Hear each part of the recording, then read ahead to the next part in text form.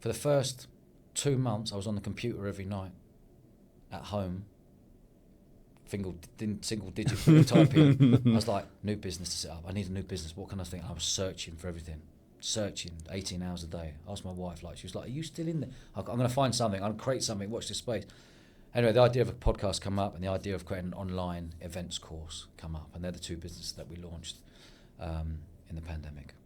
Wow. And you went for Eventful Lives. Yeah. What was the thought behind that? The original podcast name was called Eventful Entrepreneur. Right. And it was, I've lived an eventful life and I'm an entrepreneur. I was thinking I could chat to other people who lived eventful lives who are entrepreneurs.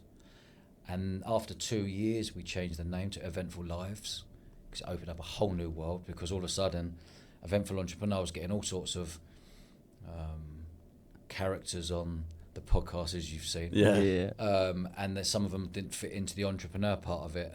So we created Eventful Lives, and it just blown up. Yeah. Yeah. Was there anything new that you learned from doing that as an endeavour that you didn't know before from the other things that you'd done? I didn't have a clue what I was doing. Right. Okay. Same as everything. Yeah. But I knew that I had belief that I'll work it out and just work it out. I'm good with people.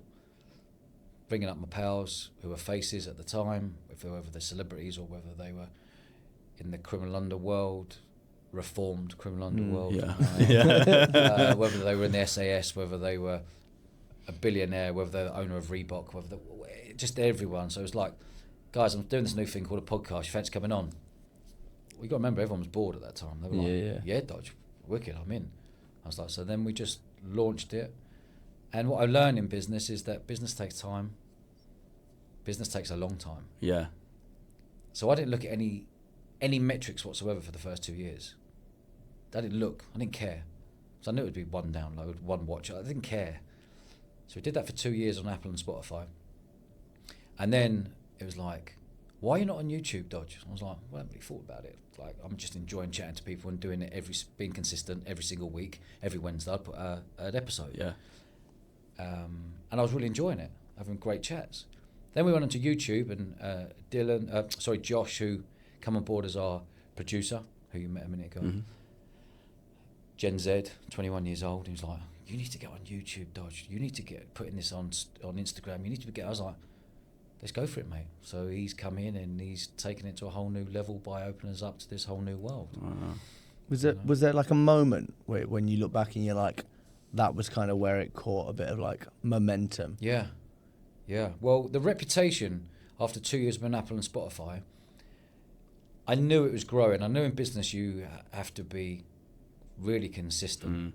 You have to be really curious. Yeah. You have to be aggressively patient. And that's something that don't get confused with aggressively patient with urgency. You have to be freaking urgent. No one talks about urgency. And I love urgency. So if I've got something to do today, I'm going to do it today. I ain't doing it tomorrow. If I come with an idea, I'm going to act upon it today. I ain't doing it tomorrow. I ain't waiting for a week. That's urgency. Aggressively patient in business as an entrepreneur is, I know this is going to take time. I know if you break even in 3 years, you're really successful in business. Lots of people don't break even until 5 years. And 90% of businesses fail.